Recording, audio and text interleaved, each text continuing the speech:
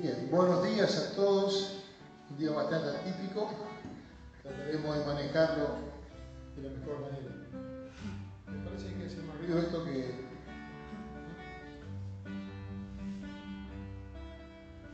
Sigamos a la vieja usanza, a puro pulmón. Bueno, vamos a comenzar esta mañana en oración y dando a Dios gracias porque a pesar de los inconvenientes que podemos tener, a pesar de las dificultades, tenemos lo más hermoso que es el Señor con nosotros, ¿no? Y la oportunidad de estar juntos como iglesia, alabando, adorando y buscando a Dios en todas circunstancias, ya sea con luz, en la oscuridad, con calor, con frío, con música acústica, pero siempre estamos en la hermosa comunión de la persona del Señor. Amén. Oremos, querido Dios, gracias por darnos un día más para adorarte, para glorificarte, para compartir, Señor, un momento de adoración especial. Queremos rogar este tiempo de alabanza para que todo lo que hagamos sea para tu gloria y que podamos a través de estas canciones volcar lo que está en nuestros corazones, Señor, que realmente es gratitud, adoración, alabanza, reconocer, Señor, que todo lo que tenemos es por tu gracia infinita y realmente nos basta, nos alcanza con saber que todas estas cosas, Señor, las haces vos en nuestras vidas. Gracias, Señor, por poder compartir un tiempo de alabanza juntos. Gracias porque nos hiciste un día parte de tu familia, que es la iglesia que Cristo compró con su sangre preciosa y bendita.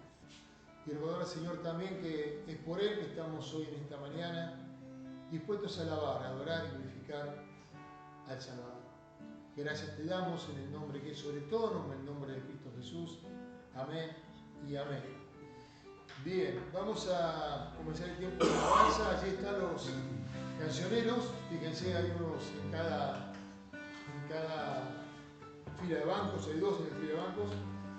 Y vamos a comenzar buscando la primera canción, alabanza, que dice: el Dios que hizo los cielos y la tierra. El Dios todopoderoso, ese Dios que había hecho lo que habíamos puesto, Claudia, ahí en la carpeta. En la carpeta.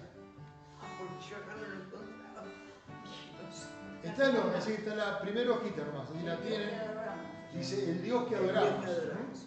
Y ese Dios que digo que es el que hizo los cielos y la tierra, que hizo todas las cosas con su poder, con el poder de su palabra, y aún así nos vio a nosotros, nos buscó, nos redimió, nos rescató y nos puso en esta hermosa comunión que nos da Cristo. Amén. Vamos a cantar en la número, bueno, el Dios que adoramos. Amén.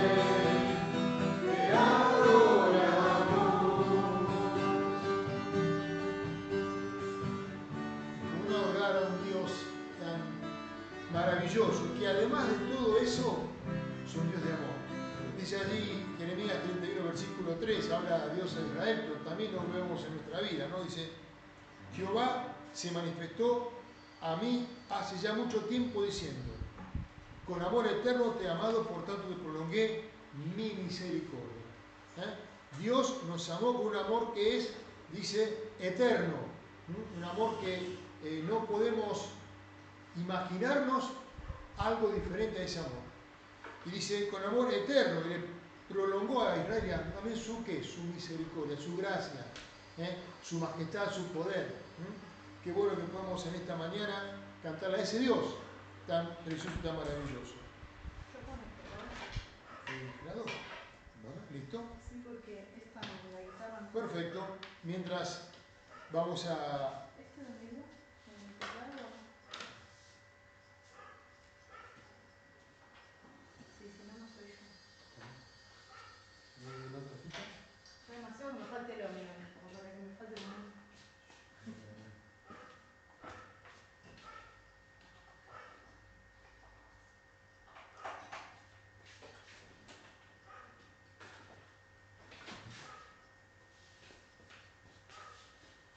Tomen ese un ratito porque hasta que armemos todo. ¿Me la pones? No está grabando igual. ¿Eh? ¿Está grabando igual? Sí, no importa, por ahí estamos.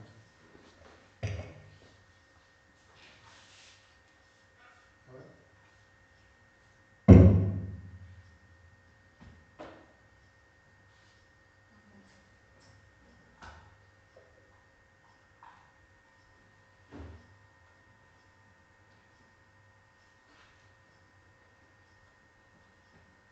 Ya te entendí.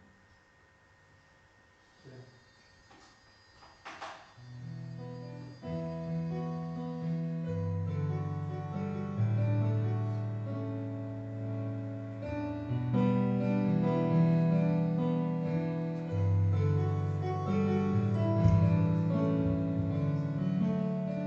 Bien, ahora sí vamos al segundo tema que vamos a hablar esta mañana.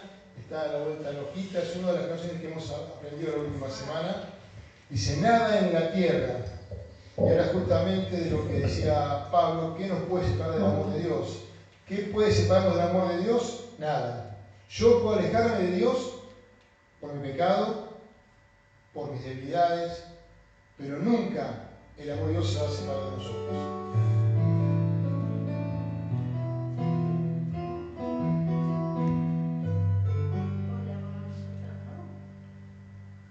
¿Cómo? Sí, por supuesto. La semana pasada, para que podamos entender de esta letra, esta canción está basada en el texto de Romanos 8. ¿Se acuerdan cuando dice que nada nos puede separar del amor de Dios?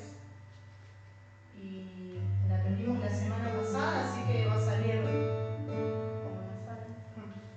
Dice Romanos capítulo 8, versículo 33, dice, ¿quién se atreve a acusarnos a nosotros, a quienes Dios ha elegido para sí? Nadie, porque Dios mismo nos puso en relación correcta con Él. Y al final del texto dice, estoy convencido, dice Pablo, de que nada podrá separarnos jamás del amor de Dios. Ni la muerte, ni la vida, ni ángeles, ni demonios, ni ninguno de nuestros temores de hoy, ni nuestras preocupaciones de mañana. Ni siquiera los poderes del infierno pueden separarnos del amor de Dios. Ningún poder en las alturas ni en las profundidades, nada en toda la creación podrá jamás separarnos del amor de Dios que está revelado en Cristo Jesús nuestro Señor.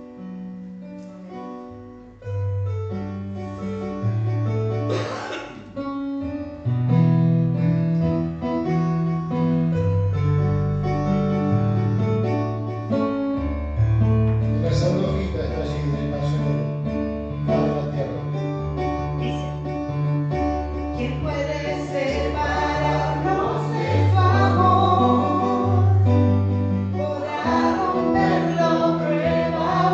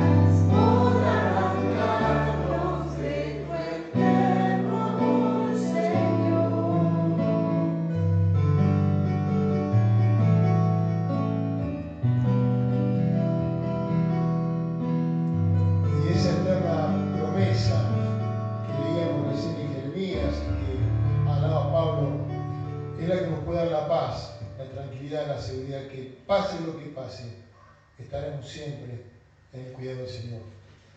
Dice, no hay nada que nos pueda arrancar del amor del Señor. Nada que nos pueda alejar. Sí, yo me puedo alejar de Dios, pero no alejarme del amor, porque el amor de Dios está siempre, siempre, siempre. Ese eterno amor que decía allí en Jeremías 31, versículo 3. Porque no depende de mí, depende de Dios. No hice nada para ganarme el amor de Dios. Es un regalo de Dios. No es ni tu actitud o conducta lo que hace que nos seamos merecedores de ese amor de Dios. El amor es por gracia, por infinita gracia de Dios. Con ese amor estamos en esta mañana hablando al Señor y recordándole por todo lo que Él ha hecho en nuestras vidas.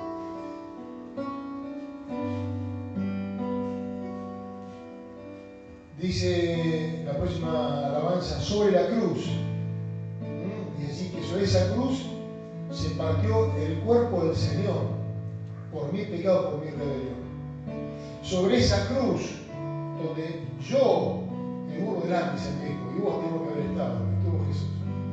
En ese lugar donde mis pecados y los tuyos eran juzgados y condenados, allí estuvo Jesús, haciéndose pecado, no pecador, pecado por nosotros.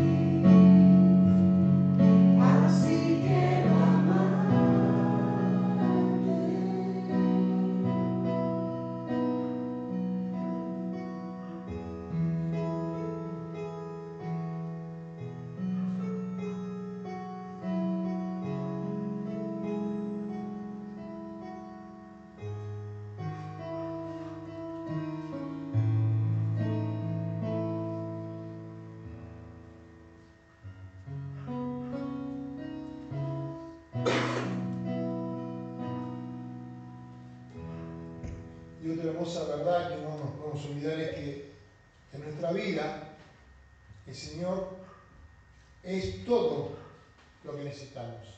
Sí, por supuesto necesitamos el trabajo, necesitamos la familia, pero todo eso, de todo eso se ha encargado el Señor de proveernos.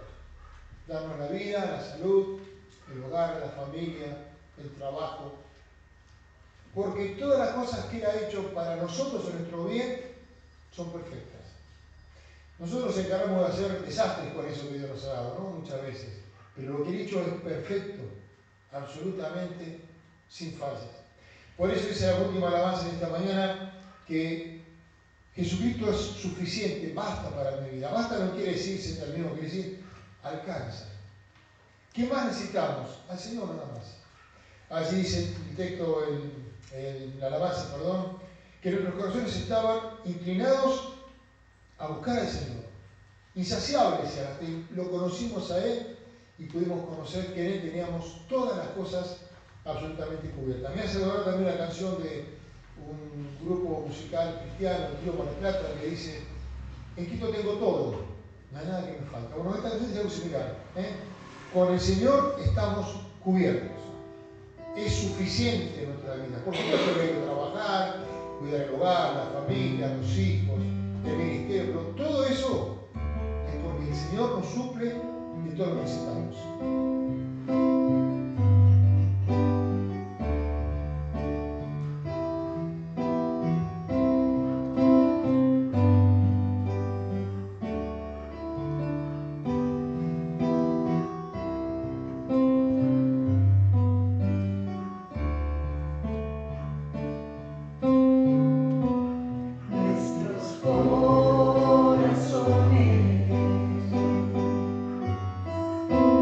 Insaciables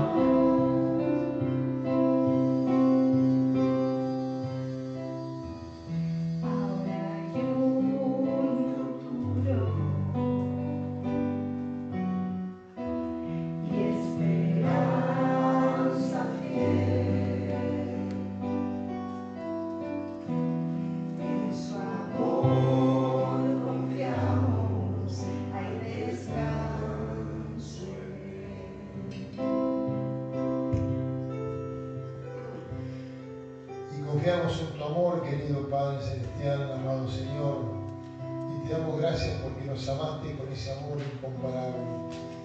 Y el amor de Jesucristo es lo que nos hace suficientes o suple nuestras necesidades absolutas.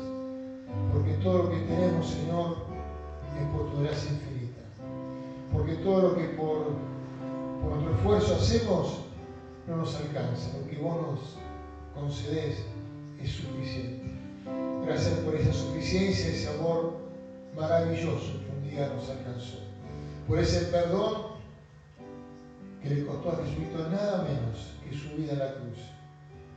Por esa redención que significó entregar al justo por los pecadores, al perfecto por los que estamos llenos de fallas y debilidades, al que no hizo nada malo por lo que tantas veces nos desviamos del camino. Gracias, porque Jesucristo es suficiente para cada uno de nosotros.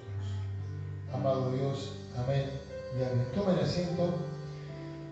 Y hoy, cuando tenemos visitas, está allí Lucas, Yanni y Marto, que son de la iglesia Carapacha en Buenos Aires, son familiares, es la hermana de Sabrina y han venido a visitarnos el fin de semana, así que están bienvenidos, hermanos, que seamos parte de esta comunión en el Señor. Y hoy, bueno, también tenemos un invitado, que es Martín, que va a tomarnos el mensaje de la palabra del Señor. Así que adelante, hijo.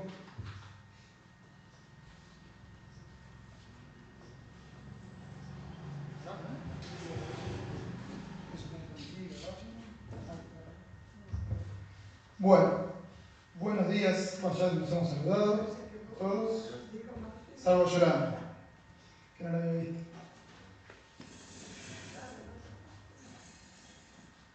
Bueno, creo que todos los creyentes, desde los más maduros, si quiere, o al revés, desde los más inmaduros hasta los más maduros, desde los más nuevos hasta los que tienen más años en el Señor, creo que tenemos distintas luchas, ¿no? Cada uno lucha con su carácter de distintas maneras, en distintas formas. Hay pecados en los que uno es más débil y el otro no, y al revés. Pero todos los creyentes creo que tenemos cierta lucha con nuestra comunión personal. O sea, yo creo que justamente la característica de un creyente humilde y sincero es que siempre va a sentir que algo un poco más todavía puede estar mejor en su comunión, en su tiempo diario con el Señor. Entonces, cuando uno encuentra un creyente que puede decir que plenamente tiene una buena comunión, no digo que está mintiendo ni que esté mal, pero creo que en general todos un poco luchamos con esa sensación de que me falta algo más. Entonces, un poco quiero hablar hoy acerca de eso, especialmente de la presencia de Dios con nosotros. Dios desea estar con nosotros. Creo que es una motivación importante para poder proponernos, ordenarnos, organizarnos, para tener tiempos. El pastor de Carapachay suele decir vacaciones espirituales cortitas, quiere decir momentos donde en el día yo me puedo separar para leer o para recordar algo que estuve leyendo, orar, que no quiere decir hacer un devocional de 2 horas o toda la mañana. Mínimo esos momentos que a veces nos animan pensando en el Señor. Todos luchamos un poco con nuestra comunión y repito, creo que nos debería animar mucho saber que Dios desea compartir con nosotros. Y eso uno lo puede ver desde Génesis hasta Apocalipsis. El intento, el deseo y el trabajo de Dios por relacionarse con los hombres. No porque Dios necesite a los hombres, no porque Dios necesita a la humanidad. Dios lo hace de puro amor, pero desea hacerlo, desea comunicarse con nosotros. Y yo quiero que hoy veamos 3 imágenes de ese trabajo de Dios, de esa iniciativa de Dios por presentarse y vivir con nosotros. La Biblia tiene un montón de imágenes y momentos. Yo solamente quiero tomar 3. ¿Sí? Una en Génesis, una en Éxodo y una final en Apocalipsis.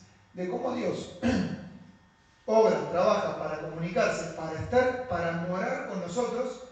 Y el pecado del hombre siempre no digo que rompe los planes de Dios porque no podemos trabar los planes de Dios, pero sí que el pecado del hombre es un drama. Los seres humanos pecamos y interrumpimos o digamos, entorpecemos todo eso, ¿sí? Para nuestro perjuicio, no para el de Dios, porque no es que Dios se ve perjudicado, porque de hecho vamos a ver cómo Dios obra para restablecer las cosas y tener comunión con nosotros. Oramos un momento. Señor, gracias por el tiempo que tenemos y te rogamos que podamos conocerte un poco más. Si, Señor, alguno de nosotros todavía hoy no está seguro, firme en el Evangelio, no está seguro de haber creído en vos, que pueda salir con la convicción y la certeza de quién sos vos y de quiénes somos nosotros delante tuyo. Señor, te rogamos, en el nombre de Jesús, amén. Bueno, entonces, estas tres imágenes comienzan primero en Génesis capítulo 1. Porque Dios crea, hace todo, sabemos, en 6 días, en el último 6º día crea a los seres humanos y hace un lugar para Adán y para Eva, que es el huerto del Edén. Y dice ahí, en el Génesis 1:28, los bendijo Dios, Génesis 1:28, y los bendijo Dios y les dijo: fructificad y multiplicaos, llenad la tierra y sojuzgadla, señoread en los peces del mar, en las aves de los cielos y en todas las bestias que se mueven sobre la tierra. Ahí vemos primero la intención de Dios de que la humanidad y toda la creación se multiplique, ¿sí? Que produzcan frutos los árboles, los animales y especialmente las personas. Este es algo bien centrado en los seres humanos. Dios desea esa multiplicación. Vamos a meternos un poquito más en el huerto del Edén, capítulo 2, porque si no conocen mucho, Génesis, recuerden que el capítulo 1 relata la creación del Señor de una manera general, y a partir del capítulo 2, desde el versículo 4, es como que hace un foco y empieza a detallar un poquito más esa creación, ¿sí? No es que son dos hechos uno tras del otro, sino que es el 2 aclarando un poquito más lo que habló en el capítulo 1. En Génesis capítulo 2, del versículo 4, se empieza a describir ese huerto del Edén en el versículo 9, hablando del huerto del Edén. Dice, desde el 9 hasta el 13, Jehová Dios hizo nacer de la tierra todo árbol delicioso a la vista y bueno para comer, también el árbol de la vida en medio del huerto y el árbol de la ciencia del bien y del mal. Y salía, versículo 10, salía de Edén un río para regar el huerto, y de allí se repartía en 4 brazos. Bueno, esto es un detalle que algunos hasta consideran que Edén posiblemente era una especie de monte, o sea, era un lugar elevado, ¿sí? De hecho, hay un versículo en Ezequiel capítulo 28, versículo 14, que es una profecía de Ezequiel, después si quieren leanlo tranquilos, cuando habla sobre la caída de Satanás, de Lucifer, y dice que en Edén estuvo preparado, y dice en el monte de Dios. Entonces, en ese contexto algunos creen que tal vez Edén era una especie de monte, que no era una llanura, sino que era una especie de lugar elevado, por eso es que de ahí salen 4 ríos, ¿no? Dejo ese detalle por ahí. Dice también, bueno, digo esto porque normalmente los lugares altos y montes en la Biblia son lugares de encuentro con Dios. Ahora vamos a ver un poco más adelante cómo muchos hombres de Dios iban a lugares elevados y ahí adoraban a Dios. Es algo que también quedó en la cultura antigua, muchas veces buscar como las montañas para adorar a Dios o construir lugares altos para adorar a Dios. Es algo que quedó después en el ser humano, ¿sí? Por eso las pirámides, ¿sí? Buscar un punto alto para adorar a Dios. Tiene algo de base en el hecho de que Dios se comunicó muchas veces con los hombres en esos lugares elevados. Y sigue describiendo en el huerto de Edén cómo es ese lugar donde Dios moraba con los hombres. Bueno, habla de los ríos, y me quiero detener en el versículo 11 y 12, que dice que había un río que se llamaba Pisón. Este es el que rodea toda la tierra de Ávila, donde hay oro, y el oro de aquella tierra es bueno, y allí también hay bedelio y ónice. Bedelio y ónice son minerales, ¿sí? El bedelio tiene más, por lo menos en Medio Oriente, tiene más un fin curativo, se usa medicinal. Digamos, no es exactamente una gran medicina, pero se usa mucho para eso. Es como una resina de árbol. Y el ónice es como una especie de piedra mineral que se usa mucho para los collares, para lo que es decoración. Así que está describiendo algo que, aparte el bedelio es rojizo, el ónice es más o menos marrón, el oro, sabemos el color, entonces está describiendo como que es un lugar donde hay materiales preciosos o semipreciosos, el oro y esos minerales, ¿no?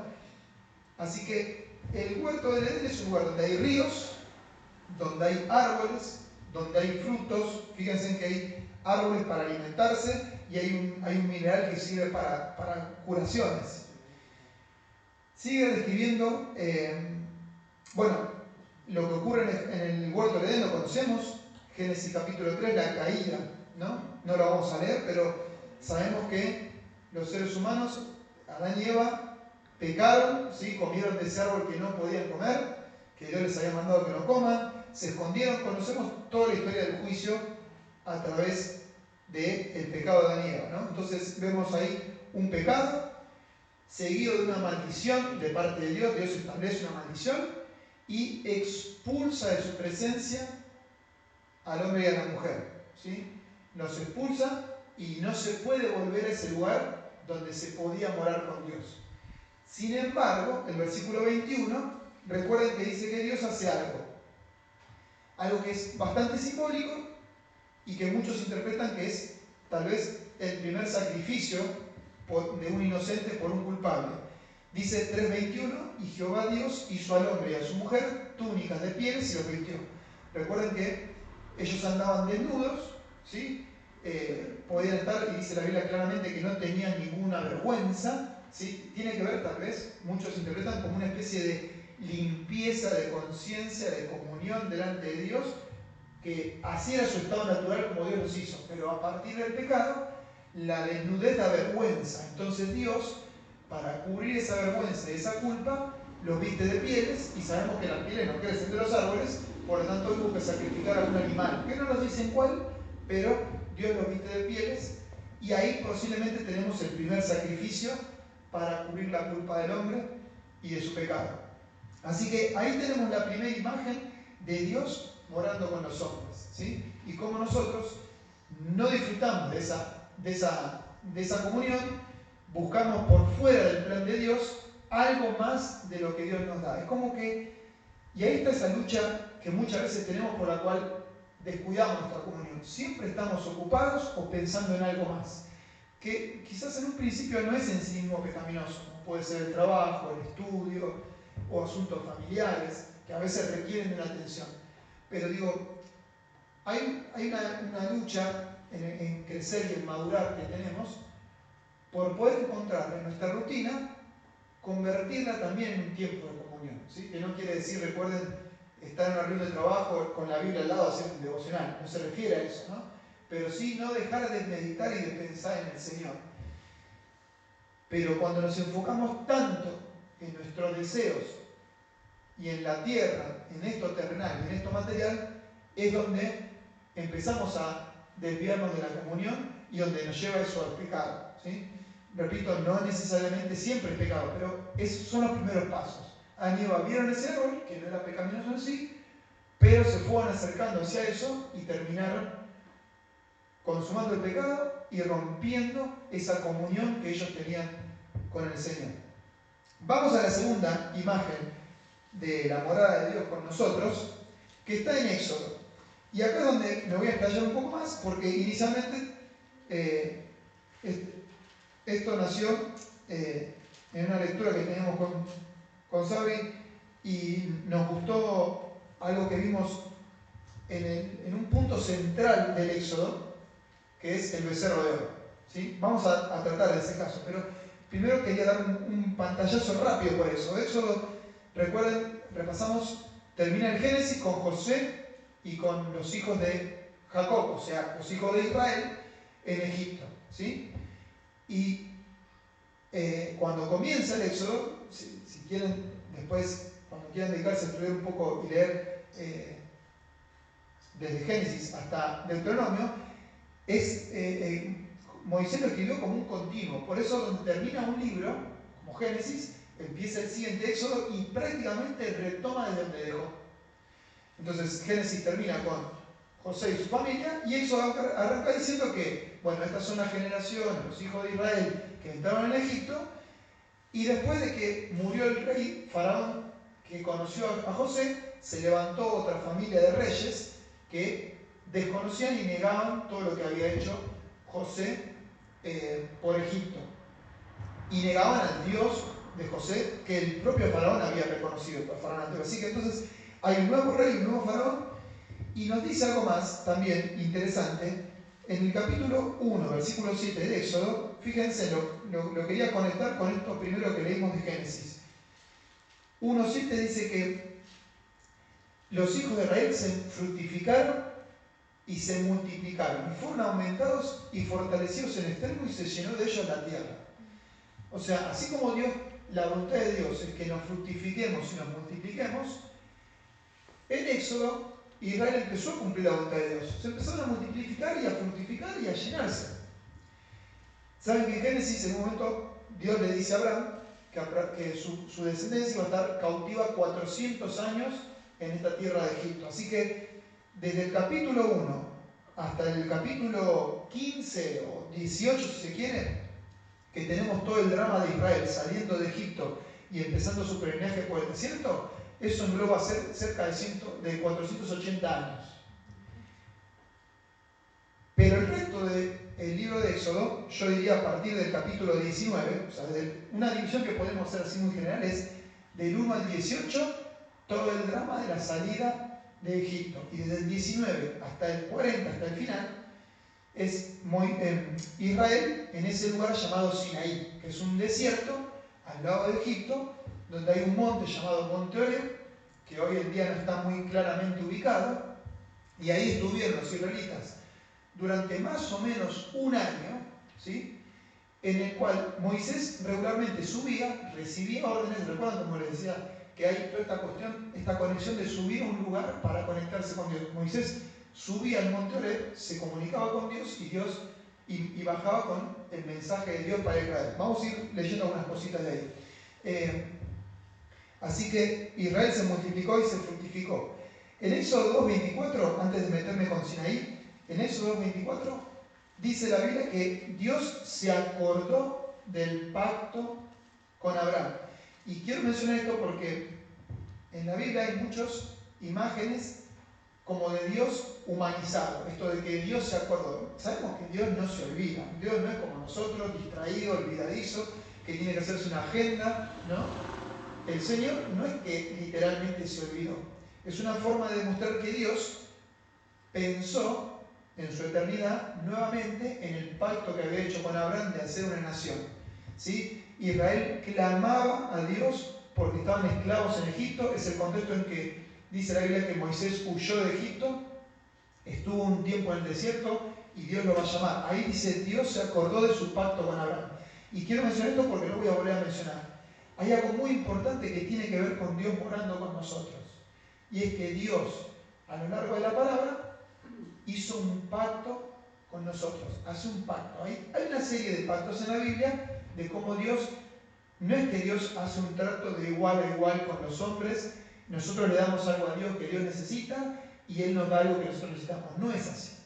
Es Dios de su buena voluntad diciendo, yo quiero tener comunión con ustedes, ustedes me necesitan a mí, es por el bien de ustedes, pero para que podamos relacionarnos, yo que soy santo y todopoderoso, con ustedes que son pecadores ilimitados, hay una serie de estipulaciones, de instrucciones que tenemos que cumplir. Dios se acordó del pacto que hizo con Abraham, del acuerdo que hizo con Abraham, y mira a Israel. Entonces en Éxodo 3.12, menciono, Éxodo 3.12, ahí Moisés en la zarza, cuando Dios lo llama, ¿no? Moisés, recuerden, estaba exiliado, escondido, porque los egipcios lo querían matar. ¿Por qué? ¿Recuerdan por qué? Porque Moisés, siendo príncipe de Egipto, mató a un egipcio que maltrataba a otro hebreo. Y Moisés quiso salir en defensa de ese hebreo y mató al egipcio. Y unos días después, cuando él quiso también ayudar a dos hebreos que se peleaban, como esclavos, peleándose, él quiso hacer la paz entre ellos. Y ellos le dicen, ¿qué? ¿No vas a matar como mataste al egipcio? Entonces Moisés tiene que huir porque se da cuenta que se descubrió su crimen, ¿no? Entonces Moisés es proscripto, está perseguido, y ahí en el desierto Dios lo llama. Dios lo llama y en el versículo 12 le dice esto. ¿Por qué Dios quiere volver a buscar a su pueblo? Porque pasaron muchos años de Dios no comunicándose con su pueblo. Dice Dios, versículo 12, y él respondió, Dios, ve porque yo estaré contigo. Ahí está, la presencia de Dios con Moisés. Hace mucho que Dios no le habla hacia una persona. Hace casi 500 años desde Jacob, ¿sí? que Dios tenía comunión con Abraham, Isaac y Jacob. Desde ese entonces Dios no le vuelve a decir a alguien, yo estoy con vos. Ni siquiera, recuerden que ni siquiera Dios hablaba con José más que revelaciones por sueños. Dios no es que le hablaba, hey José, tranquilo, yo estoy con vos. Por primera vez Dios habla personalmente con alguien. Y es con Moisés y le dice, yo estaré contigo. Así que acá empieza de vuelta la morada y la presencia de Dios. Yo estaré contigo y esto te será por señal de que yo te he enviado. Cuando hayas sacado de Egipto al pueblo, serviréis a Dios sobre este monte. Así que el propósito de Dios de sacar a Israel es traerlo a ese monte para servir y adorar a Dios. Y de hecho en capítulo 5, versículo 1, Dios le va a decir eso a Faraón. Miren versículo 5.1, Jehová Dios de Israel, empiezo. Después Moisés y Aarón entraron en la presencia de Faraón y le dijeron, Jehová, el Dios de Israel, dice así, deja ir a mi pueblo a celebrarme fiesta en el desierto. O sea, Dios no es que solamente los quiere liberar por amor, sí, es por amor. Y dentro del amor y de lo que Dios quiere el bien para su pueblo es, ustedes van a estar bien mientras me sirvan, adoren y celebren y festejen conmigo.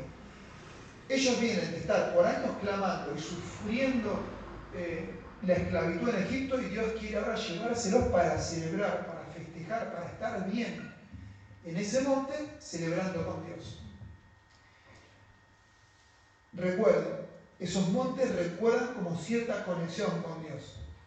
Así que desde el capítulo 2 hasta el capítulo 15 vemos todo el drama de cómo Dios va a liberar, ya lo conocemos, ¿no? Con las 10 plagas, va luchando con Faraón, no porque Dios tiene que luchar mano a mano, sino porque Dios quiere aprovechar ese corazón puro de Faraón, donde también muchas veces nos dice que Dios intencionalmente lo endureció para mostrar todo su poder, al punto tal de que los egipcios, cuando los expulsan, terminan reconociendo, no para adorar y para reconocer a este Dios, pero sí reconocen que hay un Dios más, el Dios de los hebreos, que es más fuerte que el nuestro y no nos quiere bendecir, nos quiere maldecir porque tenemos a los hebreos, echémoslos.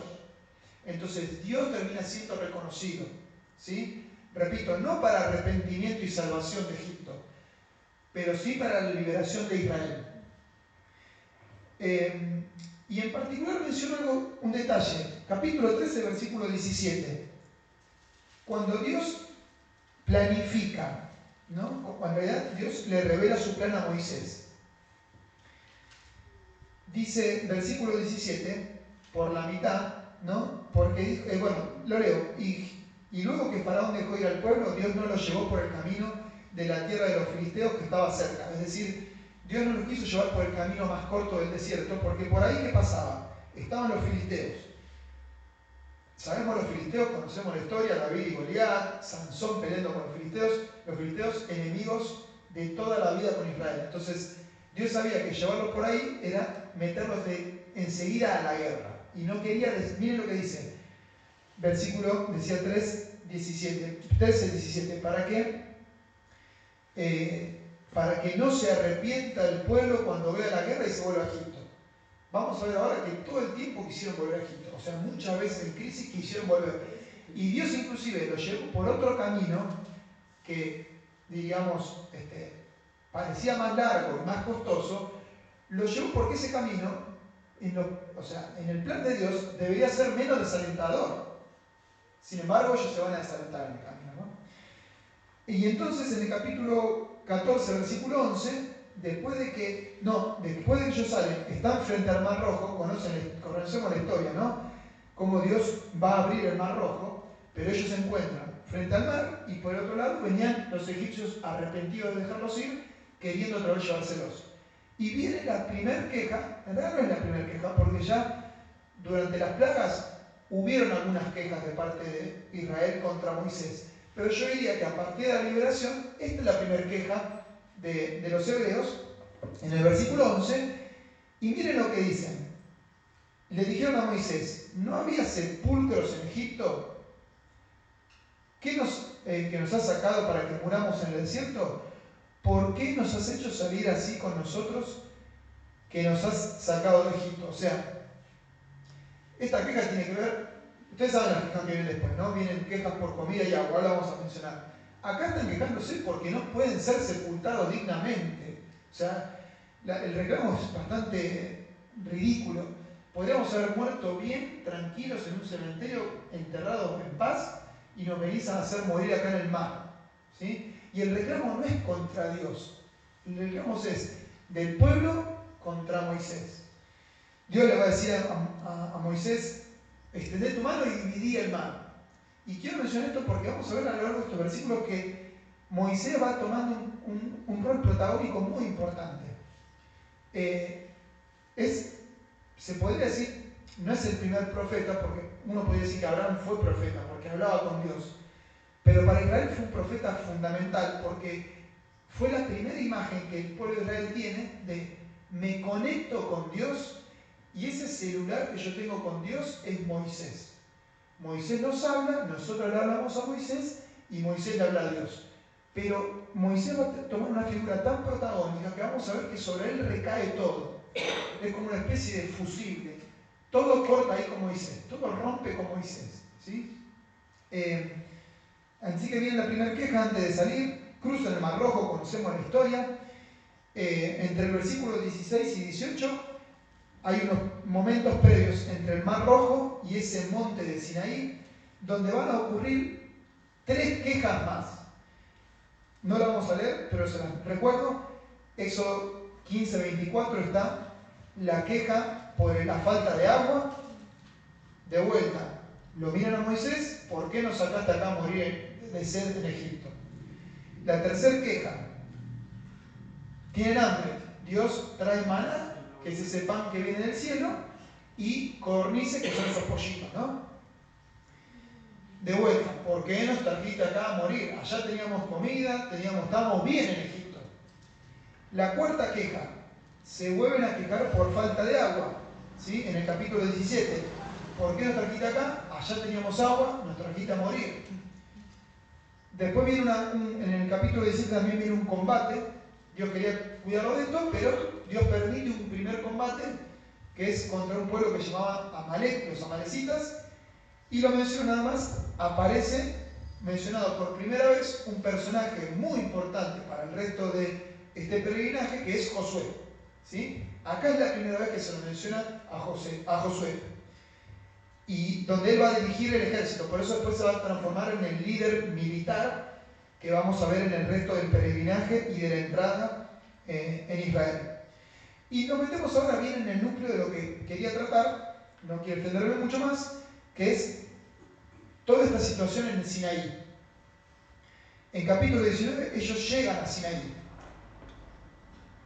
Van a llegar al pie de este monte llamado Horeb, donde Moisés había estado en contacto con Dios con la zarza ardiente antes de ir a Egipto, ¿no? Y entonces llegan ahí y el versículo 19, capítulo 19, versículo 4 al 6, dice: vosotros visteis lo que hice a los egipcios y cómo os tomé sobre las alas de las águilas y os he traído a mí. Ahora pues, si diereis oído a mi voz y guardareis mi pacto, vosotros seréis mi especial tesoro sobre todos los pueblos, porque mía es toda la tierra. Pero vosotros me seréis un reino de sacerdotes y gente santa. Estas son las palabras que dirás a los hijos de Israel. acá está Dios retomando aquel pacto con Abraham. Está diciendo con otras palabras, pero lo mismo que le dijo a Abraham. Después de casi 500 años de Israel ahí, y donde uno podría decir en este drama de Dios, recuerden que cuando uno estamos leyendo la Biblia, tenemos que estar pensando que en el fondo de toda esta historia está Dios comunicándose, estando con el hombre y haciendo un trabajo para salvar al hombre, ¿sí? Entonces, Dios no se olvidó, Dios está retomando todo este plan, que Él en realidad nunca lo dejó, pero está retomando la comunicación con el hombre y le dice, yo tenía un pacto con Abraham, bien, acá vengo a recordarlo y a reafirmarlo. Ustedes son un pueblo especial. Ustedes no son mejores porque son mejores, sino porque yo elegí con ustedes comunicarme y a través de ustedes, así como yo me comunico con Moisés y con Aarón, ustedes van a hacer llegar mi voz a toda la tierra, ¿sí? Por eso dice que son un reino de sacerdotes. Ustedes me van a dar a conocer. Y esto lo quiero recordar porque a veces podemos pensar que Israel es como un plan en sí mismo, un fin en sí mismo para Dios. Dios quería ir más allá de Israel. Recuerden que Dios está pensando desde Génesis 3:15, la promesa de que de la descendencia, la mujer, alguien va a herir a la serpiente y el plan de la serpiente. Hay una promesa de redención, una promesa de salvación, de alguien que va a venir a deshacer las obras del diablo y a dejar definitivamente en claro el plan de Dios, y ese es el Señor Jesucristo. Bueno, pero el Señor Jesucristo va a venir a través de esta familia especial de Israel. Entonces, en medio de todo eso, Dios está recordando ese plan. Yo tengo un plan con ustedes. Está recordando ese plan con Abraham, ese pacto con Abraham. En el capítulo 20 tenemos los famosos 10 mandamientos, ¿sí? Y quiero detenerme en el versículo 18. Después de los famosos 10 mandamientos que Dios le da a Moisés, recuerden, Dios está hablando allá arriba con Moisés y abajo está Israel. Dice que ellos escuchaban truenos, relámpagos, estruendo, nube, era como una tormenta tremenda, como la que ellos nunca habían visto en Egipto, y a ellos eso les daba temor. Entonces dice 18 al 21, ¿alguien puede leer mientras toma un poquito de agua? Todo el pueblo observaba el estruendo y los relámpagos y el sonido de la bocina y el monte que humeaba, y viendo el pueblo temblaron y se pusieron de lejos. Y dijeron a Moisés, habla tú con nosotros y nosotros oiremos, pero no hable Dios con nosotros para que no muramos. Y Moisés respondió al pueblo, no temáis, porque para probaros vino Dios y para que su temor esté delante de vosotros, para que no pequéis. ¿Y 21? Entonces el pueblo estuvo a lo lejos y Moisés se acercó en la oscuridad en la cual estaba Dios. No quiero hacerlo más extenso. En Deuteronomio 5, 23 al 26, si después quieren leer, recuerden que Deuteronomio retoma muchas de estas cosas que se hablaban en Éxodo. Entonces, digamos, Moisés está dando otra... Moisés escribió Éxodo, también escribió Deuteronomio. Entonces, en Deuteronomio Moisés está ampliando algo más de algo que no cuenta acá en Éxodo. Nos cuenta algo más. Dice que cuando Moisés le comunica esto que el pueblo le dice, se lo comunica a Dios, Dios dice, bien han dicho, y ojalá realmente tuvieran ese corazón. Dios lo que está diciendo es, ellos me tienen miedo, pero no es un temor bueno. Porque este temor les debería llevar a santificarse, a buscar desear estar más conmigo. Pero ellos me están viendo desde abajo en el monte y se quedan con una versión muy humana y muy terrenal, el miedo a Dios. Y esto no es muy distinto a lo que nos pasa a nosotros. Cuando pecamos, vieron que muchas veces cuando uno se siente en su pecado, se da cuenta que hizo algo mal, trató mal a alguien, respondió mal con alguien, o en lo privado hizo algo mal con Dios, aunque no sea algo directo con Dios, hizo algo mal en su soledad, en su privacidad, pero el pecado te acusa. Sabes que lo que estabas pensando, diciendo, haciendo está mal. Quizás es algo con lo que regularmente luchamos, ¿no? Algo puede ser, no sé, nuestro mal carácter, puede ser que quizás insultamos a alguien o nos enojamos por algo, puede ser que tal vez, no sé, hicimos algo en el trabajo que no es muy honesto y que otra vez volví a hacer esto. Quizás me guardé de dar testimonio del Señor. Quizás me reí de un chiste en el trabajo que sé que no me está identificando con el mundo. No sé, lo que sea. Algo hicimos que sabemos que recurrentemente pecamos y eso nos amarga, nos hace sentir culpables y tomamos esa distancia con el Señor. Entonces Dios, en lugar de decir, bien porque te sentí culpable, nos dice, no, pará, esa culpa no es sana, porque si bien está bien que te sientas, por eso Dios dice, ojalá tuviesen un verdadero temor y un verdadero respeto, porque el paso siguiente no es recluirme, Dios no me quiere, el paso siguiente es, busquemos al Señor, Señor, perdón, pequé, busco al Señor, busco restituir mi comunión. Entonces, si el pueblo tuviese un temor verdadero, sano y santo, debería decir a Moisés, Moisés, que el Señor no nos destruya, queremos tener comunión. ¿Cómo podemos comunicarnos? Porque Moisés disfrutaba comunicarse con Dios. O sea, Moisés, si vos disfrutás, y vamos a ver más adelante que Moisés inclusive venía resplandeciendo de gloria, al punto tal que el pueblo se tenía que cubrir porque era como que encandilaba. Entonces, si estaba tan buena la comunión con Dios, que vos disfrutás tanto, que puedes estar 40 días y no te vi llevar una vianda de comida y de agua, ¿cómo andaste 40 días allá arriba y bajás igual o mejor que como subiste? O sea, hay algo que está buenísimo allá arriba.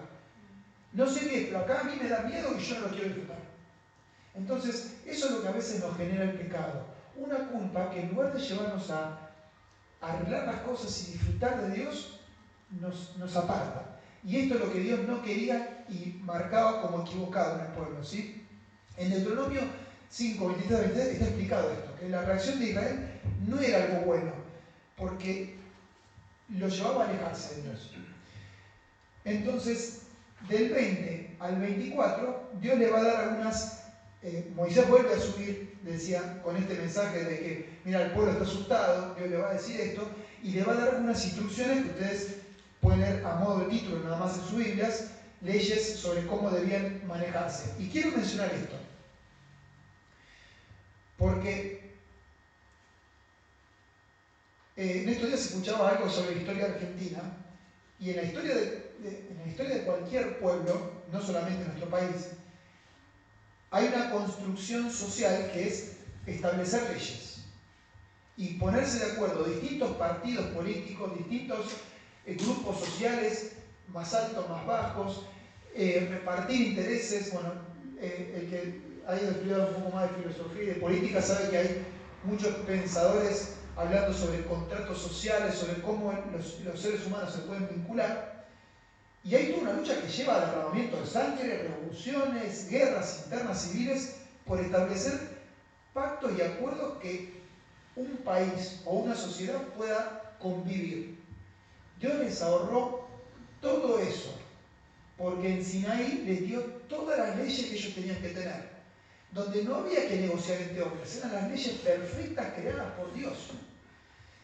Entonces, Dios le va a dar una serie de leyes para que ellos apliquen, para que puedan vivir en paz y disfrutar de esa comunión con Dios y no desperdicien sangre, guerra y conflicto en ponerse de acuerdo. Dios hace la Constitución Nacional de Israel. Ahora, durante este tiempo van a pasar 40 días. 40 días y va a ser, al final del capítulo 24, va a ser la última vez que Israel va a verlo a Moisés al cabo de 40 días que está ahí en el monte. Versículo 25 en adelante, Dios le va a explicar, entre 25 y 26, cómo establecer un tabernáculo, que es como una especie de carpa muy especial, hecho con materiales preciosos. Y en 24 también Dios va a dejar, esto es importante, 24 del 13 al 14, Dios le delega la administración, la organización de Israel a Aarón. Moisés, le dice a Aarón, vos hacete cargo de ellos, te lo dejo acá al cuidado, yo me voy con Josué. Josué se queda a mitad del monte, no sube exactamente con Moisés, y lo deja a Aarón al cuidado del pueblo. Ahora van a ver por qué. Del 25 al 31 viene un montón de explicaciones sobre cómo va a ser el tabernáculo. Fíjense del 8 al 25. 25 del 8 al 9. Porque acá es donde Dios va a dejar de estar en el monte y va a bajar para estar en el medio del pueblo. Dice 25 del 8 al 9. Harán un santuario para mí y habitaré en medio de ellos, conforme a todo lo que yo te muestre, el diseño del tabernáculo y el diseño de tus utensilios, así lo haréis. Dios va a explicar, es algo así, como Dios dijese, mira, yo voy a vivir con ustedes, voy a morar en el medio de ustedes. No lo vamos a leer, pero en Números, capítulo 2, dice que el tabernáculo va a estar. Recuerden que los israelitas vivían en carpas, en tiendas, porque estaban nómades, peregrinos en el desierto. Va a organizar a las tribus, 3 tribus al norte, 3 tribus al oeste, 3 tribus al este, no sé si lo puse mal al revés, 3 tribus al sur, y en el medio el tabernáculo de Dios. Es decir, Dios en el medio, y eso es algo muy simbólico que en la antigüedad los reyes en campaña de guerra se ponían su tienda en el medio y todos los demás alrededor. Dios va a hacer lo mismo. El tabernáculo donde Dios va a estar presentándose, eso nos dice que Dios se presentaba por columna de nube de día, por columna de fuego de noche. Entonces la presencia de Dios va a estar ahí en esa tienda. Todos los demás en tiendas, en este tabernáculo especial, que es un tabernáculo hecho por utensilios. Y menciono esto, no lo vamos a leer, pero entre el 25 y el 26 menciono 2 cosas. Primero, recuerden que ahí va a estar el arca, el candelabro, un montón de utensilios que detalle de cómo es la adoración de Dios, a Dios, hecho con joyas, con oro, con pieles recubiertos, materiales preciosos que nos recuerdan un poquito a aquel Edén que tenía oro, ónice, belirio, o sea, ese lugar que era precioso, este lugar santuario de Dios también tiene materiales preciosos. Y un detalle que después lo voy a mencionar al final, lo voy a recordar, es que si uno, los estudiosos que se pusieron a seguir las mediciones y trataban de hacer planos de cómo sería el tabernáculo y después el templo, nos dicen que aparentemente, recuerden que había un santuario especial que es el lugar santo y lugar santísimo, ¿sí?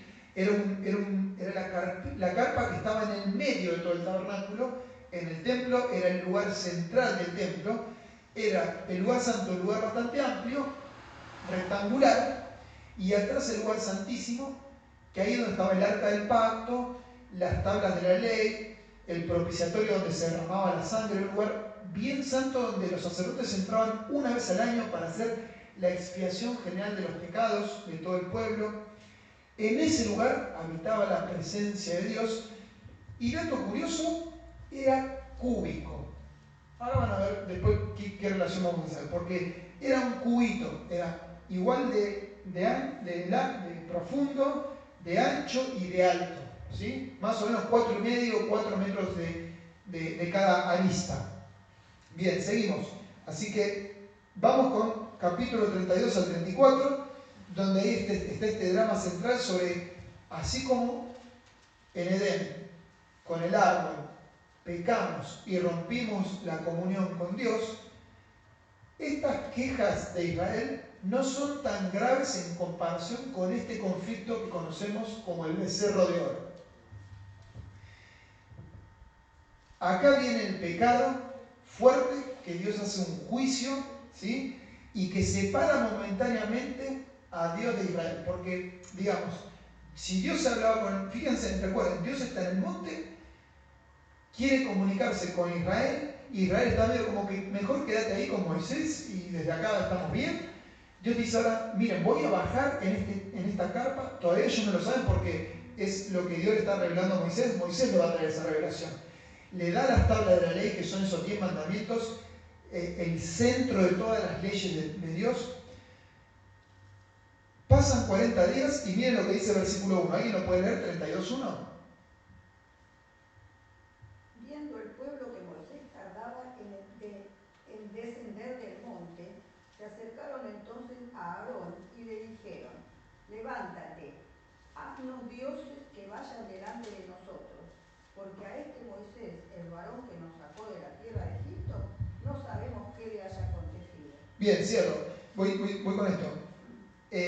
Israel dice, Moisés Moisés tiene un rol tan intermediado entre Dios y el pueblo que se convirtió en una especie de ídolo. Porque si hay un problema, no voy a hablar a Dios, voy a hablar con Moisés. Voy a quejarme con Moisés. Y aunque ellos dicen, sí, Dios nos sacó, la imagen tan fuerte de Moisés es que ahora Moisés, no sabemos qué pasó, parece que desapareció, Dios no nos deje sacar, entonces hagamos un becerro o hagamos un ídolo y que eso nos comunique con Dios.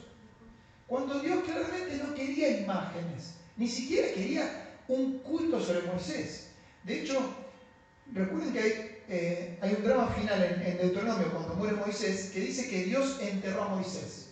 Judas dice que nos cuenta una versión que no nos revela el Antiguo Testamento, que parece como una especie de lucha entre un arcángel, Miguel, y Dios, y Satanás, hubo una lucha por el cuerpo de Moisés. Muchos estudiosos creen que había como una especie, Dios quiso evitar como una especie de idolatría y religión sobre el cuerpo de Moisés, por lo importante que era para Israel.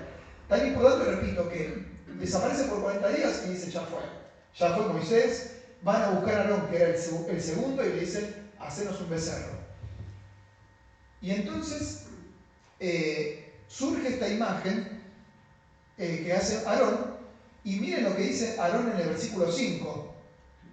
Dice, cuando él ve todo lo que se forma con el... Recuerden, Aarón formó este becerro con este oro que le trajo el pueblo. Hace el becerro y dice, levanta un altar y dice, mañana es día de fiesta para Jehová. Dios había establecido un montón de fiestas, ¿sí? Y ya se las había dado como la Pascua. Y parece que Aarón inventa una fiesta nueva, la fiesta del becerro, ¿sí? Es como que no quieren dejar de adorar a Dios, pero de manera totalmente cualquiera, ¿sí? Poniendo imágenes. Es algo muy común y de hecho ahí en el catolicismo lo vemos, ¿no? Quieren llegar a Dios, pero a través del culto a las imágenes. Bueno, sabemos lo que viene después, Moisés baja, y quiero mencionar algo, ¿no? Porque Moisés estuvo recibiendo quejas, ya dijimos, 4 quejas, y yo diría que esta es casi la 5ª queja, aunque no va directamente con Moisés, porque dicen, desapareció Moisés. Pero Moisés recibió 4 quejas, y nunca se enojó con el pueblo. Nunca le dijo, ¿por qué se agarran conmigo? Algo más. El otro momento donde ahora Moisés se va a enojar y va a romper las tablas de la ley. ¿Saben cuándo fue la última vez que se había enojado Moisés? Cuando defendió a sus herederos, en ese egipcio que estaba maltratando. Y quiero mencionar esto porque una de las cosas que leíamos en Fuego González justamente que nos llevó a pensar en este pasaje, Moisés es un tipo que la única vez que se enoja él mismo es cuando, en otro texto, en Números no lo vamos a leer, él golpea la piedra y eso le cuesta que Dios lo prive de ver la tierra prometida. Moisés nunca se enoja contra él, ni siquiera cuando su hermana y su hermano Aarón reclaman contra él. Dice la Biblia que Moisés era un hombre manso. Moisés se enoja cuando ve que otros son maltratados, los hebreos, o cuando ve que la adoración a Dios es interrumpida. Ahí se enoja Moisés, ahí se pudre todo. El Señor Jesús, en todo su ministerio, nunca se enojó de todo lo que lo maltrataron. Las veces que Jesús se enoja es cuando ve que en el templo se está haciendo negocio en lugar de adoración. Es cuando ve que alguien es maltratado injustamente, cuando los fariseos tientan a sanar a una persona. Cuando hay alguien maltratado, ahí Jesús se enoja y reacciona. Pero en todo su ministerio y vida Jesús nunca reaccionó. Y quiero mencionar esto porque me hace pensar en nuestro enojo.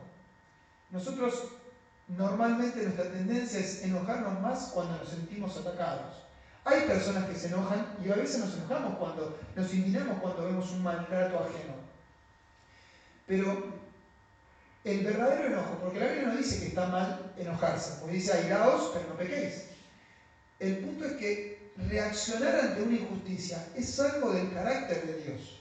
El problema es cuando nosotros reaccionamos por orgullo y convertimos esa injusticia contra nosotros en una ira pecaminosa, ¿sí?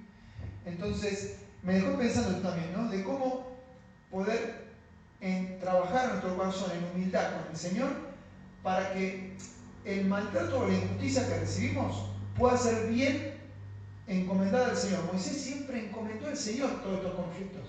Mira, Señor, lo que está pasando. Mira, Jesús en la cruz, Padre, ¿sí? Siempre encomendar al Señor cuando me siento maltratado, injustamente tratado, y nunca reaccionar con ira. El Señor va a juzgar la causa, Él se va a encargar, y ni siquiera tengo que guardar rencor, ya Dios te lo va a pagar. No, Señor, encomendarlo. Y si tengo que reaccionar, y ahí es donde a veces también nosotros nos guardamos, reaccionar cuando el nombre del Señor, la adoración al Señor, es manchada. Porque a veces cuando hacen esas bromas irreverentes al Señor, ahí nos guardamos en el trabajo, ahí quizás o en el estudio, en el ámbito público. Ahí no reaccionamos como si nos estuviesen hablando mal a nosotros. Entonces, que podamos aprender ese temor santo del Señor. Miren, se nos va el tiempo y yo no quiero extenderlo más. Quiero ir cerrando con que cómo es Dios para tratar y trabajar con este pueblo al cual en el capítulo 33, versículos 1 al 3, Dios va a decirle a Israel, ok, los perdono, después de que hay un juicio, porque aclaro que hay un juicio ahí, los levitas, o sea, de la familia de Aarón, se levantan cuando viene Moisés. Eso quiere decir que no todos estaban en idolatría, se levantan y matan a los que habían estado en fuerte idolatría, por orden de Dios. Dios ahora decide, sigan adelante, no los voy a destruir, porque recuerden que Dios en un momento dice, los voy a destruir a ellos y de Moisés voy a hacer un nuevo pueblo. Y acá quiero mencionar algo más. Hay un ejemplo que nos deja Moisés de cómo orar al Señor. Moisés, cuando hay un conflicto, siempre está remitiendo al pacto. No, Señor, este es el pueblo que vos sacaste. Está tu gloria en juego. Si vos lo destruís, los egipcios y todos los que escucharon lo que hiciste con Israel, van a decir, pero ¿para qué lo sacó si los mató a los 3 meses en el desierto? Entonces, nos deja un mensaje acá, una lección importante sobre cómo deben ser nuestras oraciones al Señor. Cuanto más memorizamos de la palabra, cuanto más conocemos y entendemos de la Biblia, mejor oramos, porque mejor oramos según lo que Dios reveló, y nuestros pedidos, nuestros deseos, nuestras intenciones son cada vez menos egoístas y más centrados en Dios. Porque Moisés puede haber dicho, no, Señor, vas a hacer un pueblo nuevo mío a partir de mí. Hay que esperar un montón de años para que salgan descendientes de mí, yo no sé si lo voy a poder ver. Podría haberse enroscado él en su conflicto con un nuevo pueblo. No, es la gloria de Dios. Señor, vos dijiste este pueblo. Entonces, Dios, no es que Dios, Moisés le hace entrar en razón a Dios, pero hasta acá hay un testimonio muy lindo de cómo Dios, Él obviamente ya tiene todo decidido, pero, perdón por la palabra que voy a usar, pero es como que juega o actúa, no porque Dios mienta o finja, pero es como que está presentando acá un cuadro, dándonos un ejemplo de cómo orar. Si querés que yo te escuche, me incline, y lo pongo entre comillas esto, como que cambie mi opinión, orá de acuerdo a mi palabra. No es, repito, no es que vamos a hacer cambiarle de pensar a Dios, pero esa forma de hablar con Dios y entablando estos tratos, estas charlas de igual a igual, tienen que estar siempre mediados porque la palabra de Dios está en nuestro corazón y oramos según la palabra de Dios. Señor, en tu palabra dijiste esto, por favor, que se cumpla tu voluntad, porque acá lo estoy pasando mal con esto.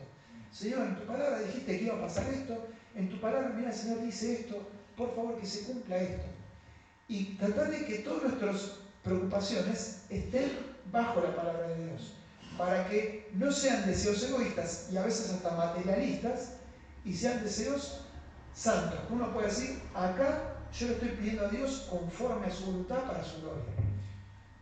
Sigo.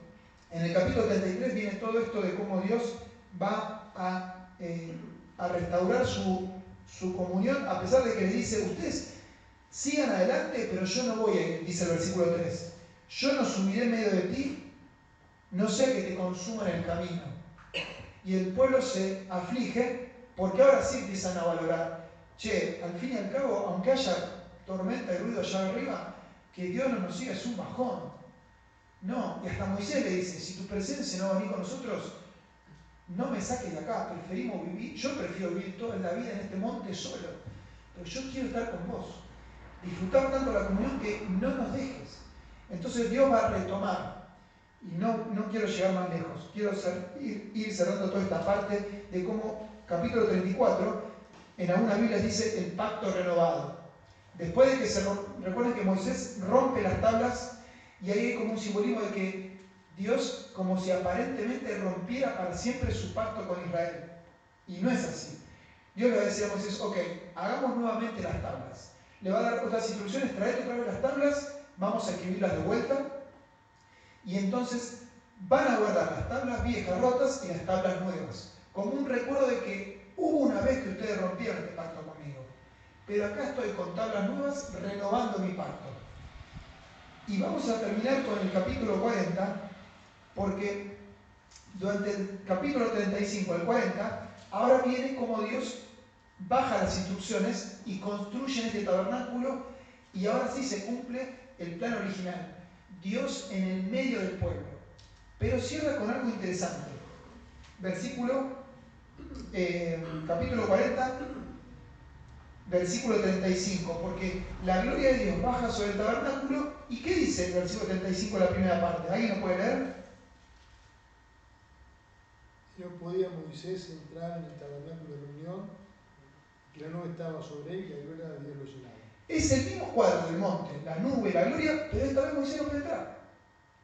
Y así cierra Éxodo, con la gloria de Dios, pero esta vez Moisés ni siquiera puede entrar a intermediar.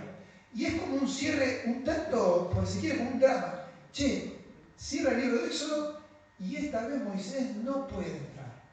Entonces, arranca Levítico, capítulo 1, que no lo vamos a leer, pero le dice, Dios lo llama ahora sí a Moisés desde el tabernáculo. Y todo Levítico son las instrucciones de cómo Dios ahora sí se puede comunicar con Israel a través de los sacrificios de expiación. ¿Sí?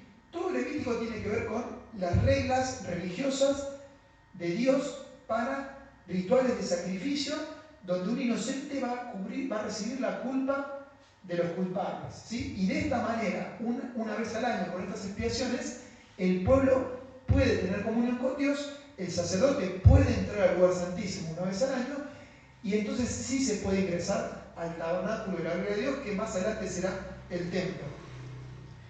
Bien, vamos ahora a la última imagen, así podemos cerrar, la última imagen de la presencia y la morada de Dios. Solo menciono al pasar que la siguiente imagen de morada de Dios, si se quiere una cuarta, es Emmanuel, Dios con nosotros, el Señor Jesús. Juan capítulo 1 dice que, y el Verbo se hizo carne y habitó entre nosotros. La palabra original griega tiene que ver con que Dios hizo un tabernáculo, pero no es un tabernáculo fijo, es Jesús, ya no un jardín, no una carpa, una tienda, ahora es una persona, es Jesús, Dios con nosotros. Viene a morar con nosotros, hay otro juicio y otro castigo porque otra vez el pecado, crucificamos al dador de la vida, rompemos esa morada de Dios, aunque Dios siempre triunfa, Jesús resucita y viene el Espíritu Santo. Ahora el Espíritu Santo es la morada permanente de Dios, la iglesia con nosotros. Ahí si quieren hay otra imagen más de la morada de Dios con nosotros, que es hasta el día de hoy. Nosotros hoy podemos contristar al Espíritu Santo que está en nosotros. Podemos tener regularmente esas crisis de pecado. Pero lo bueno es que ahora, los que hemos sido salvos por la gracia de Dios, ya no tenemos que volver todo el tiempo a la expiación de un cordero. Ya el cordero murió por nosotros, Dios está para siempre con nosotros, pero el conflicto cotidiano del pecado con nosotros sigue estando. Pero vamos a cerrar con esta última imagen de la morada de Dios, que está en Apocalipsis, Y comienzo con Apocalipsis 7:9, lo menciono nada más, Apocalipsis 7:9, porque viene hablando de cómo ahora al final de los tiempos, después de todos los juicios, hay en el cielo la morada de Dios. Y 7:9 dice, después de esto, dice Juan, miré y he aquí una gran multitud, la cual nadie podía contar, de todas naciones y tribus, de pueblos y lenguas. Bueno, están todos adorando y clamando a Dios. Son los redimidos de todos los tiempos, los salvos. Otra vez, el propósito de Dios, fructificar y multiplicarse. En Génesis. El pueblo de Israel lo cumplió y al final de los tiempos el Señor tiene multitudes de todas las pueblos y naciones. Acá está la voluntad de Dios cumplida. ¿Sí? Vamos a eso, Apocalipsis 21, que ahí ya estamos hablando, 21 y 22. Porque acá aparece lo que llama Juan la ciudad, la Jerusalén celestial, la nueva Jerusalén. 21:6. Esta ciudad que viene, 22:6 no, perdón, desde el 21:9. Si uno lee las dimensiones, esta ciudad es cúbica. Ahí está, la 16, perdón, 21:16. Esta ciudad de Jerusalén es cúbica. Dios va a morar otra vez en un lugar cúbico y me recuerda al lugar santísimo que era cúbico. Eso es un mensaje, una nota de margen, ¿no? Capítulo 22. Miren, el versículo 1 y 2 dice que hay un río, árboles, frutos para la sanidad de todas las naciones. Y dice que también hay, recuerden, las calles de oro, hay perlas en las puertas, también todo el cielo es un lugar de materiales preciosos como el Edén. Y como el santuario del tabernáculo, que había oro, joyas, pieles de animales. Pero miren el versículo 23, porque acá no, miren lo que dice, el versículo 3, 22:3. Dice, no habrá más maldición. Acá ya no está el drama de siempre de pecado y se rompe la morada de Dios. Acá es permanente, acá ya no hay más maldición. ¿Por qué? El trono de Dios y el Cordero, o sea, el sacrificio ya está para siempre, el Cordero está ahí, ¿sí? Y serviremos a Jehová, le serviremos al Señor como Dios quería que le sirvan los hebreos en el Sinaí y adorándole. Cierro con esto, ¿no? Pensando en la última imagen de la morada de Dios con nosotros, porque ahí ya no vamos a tener esta lucha constante con el pecado, vamos a poder estar morando perfectamente y adorando, alabando y sirviendo al Señor. Que esa sea nuestra esperanza, saber que el Señor siempre quiere habitar con nosotros y que no se olvida de nosotros. No nos deja y no olvidemos tener siempre la palabra de Dios con nosotros para orar, para estar enfocados en el Señor, poder orar según su voluntad, reaccionar de acuerdo a su voluntad, ¿sí? Y lo último nada más, recuerden cómo construyeron todo este lugar precioso en el desierto. Si eran esclavos, lo construyeron porque cuando Dios le dijo, cuando ustedes se vayan, los egipcios lo van a enriquecer. Los egipcios le dijeron, pídanles a los egipcios que ellos les van a dar. Cuando se fueron en el Éxodo, cuando salieron de Egipto, cada uno fue y le pidió a los egipcios, y los egipcios le dieron piedras preciosas, oro, materiales preciosos, todo eso, que no era para enriquecernos, era para construir toda esta adoración. Pero ellos, ¿en qué usaron ese oro en un momento? En el becerro. Entonces, el Señor también nos bendice, ¿sí? Y si nosotros nos quedamos con la mirada terrenal, la bendición la vamos a usar solamente para nuestros propósitos terrenales, ¿sí? También recordar bendecir a los hermanos, bendecirnos mutuamente, adorar a Dios con lo que Él nos da, ¿sí? Así que pensando con esto, cerramos y pasamos, ¿no?, al tiempo de los símbolos. Oramos. Señor, gracias por darnos a nosotros.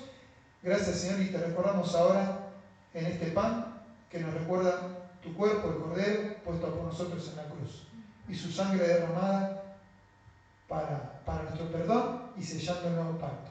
Gracias en el nombre de Jesús. Amén.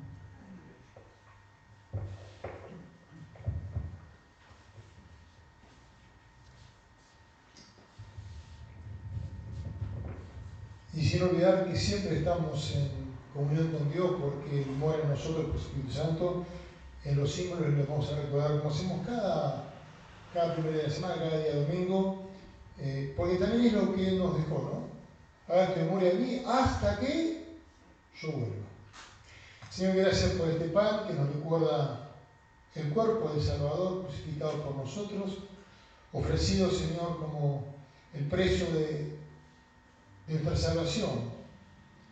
Ese cuerpo fue clavado, expuesto, Señor, al escarnio de los hombres, a la burla, a los azotes previamente, a las espinas, pero que lo hizo, Señor, por amor. Únicamente por amor a los perdidos. Gracias. Porque lo podemos recordar con reverencia, con amor y con gratitud. En su nombre, amén.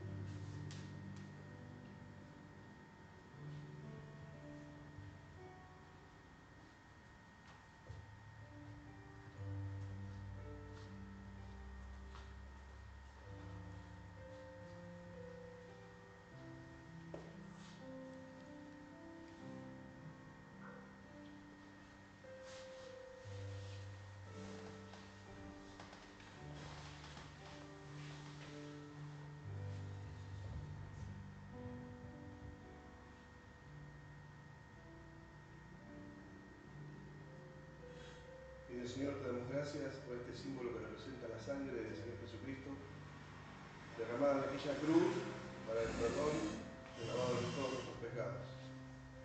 Bendecimos su nombre y le damos toda la gloria del Señor. Amén.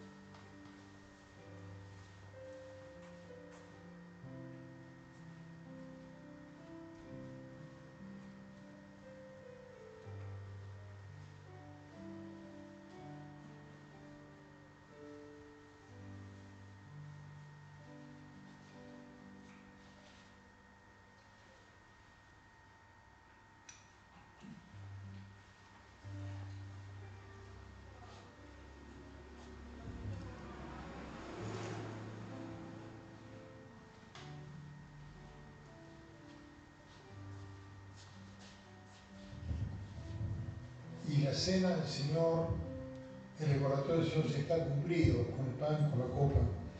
Pero queremos también tomar un tiempo para agradecer a Dios a través de la ofrenda, que no estaba en la cena de la última Pascua de Jesucristo.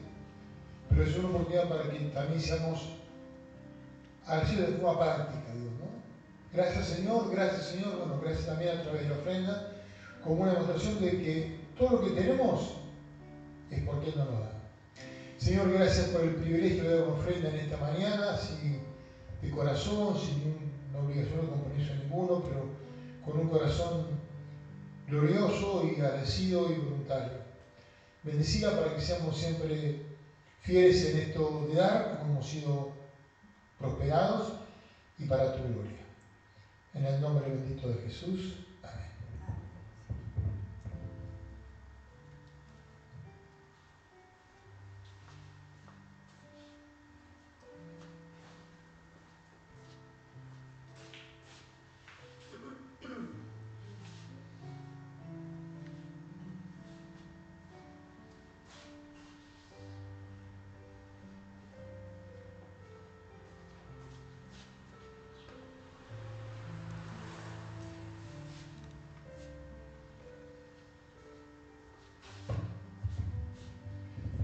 Bien, hemos llegado al final de esta hermosa reunión, este hermoso tiempo de meditar en la palabra de Dios y en la presencia de Dios, ¿no? Qué hermoso Dios presente en el huerto del Edén, Dios presente en el monte Sinaí, Dios presente en el tabernáculo, presente en el arca que tenía tanto simbolismo, el maná, la vara de Aarón, las tablas de la ley, pero más que nada presente en nosotros a través del Espíritu Santo, ¿no? Gracias a Martín por este tiempo hermoso de la palabra.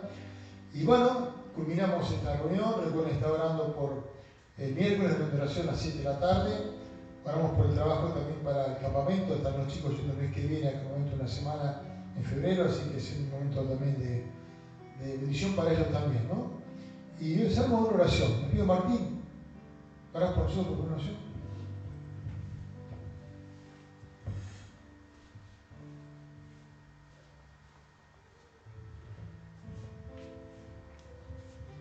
Querido Padre, te damos gracias, Señor, porque hemos sentido tu presencia en este lugar.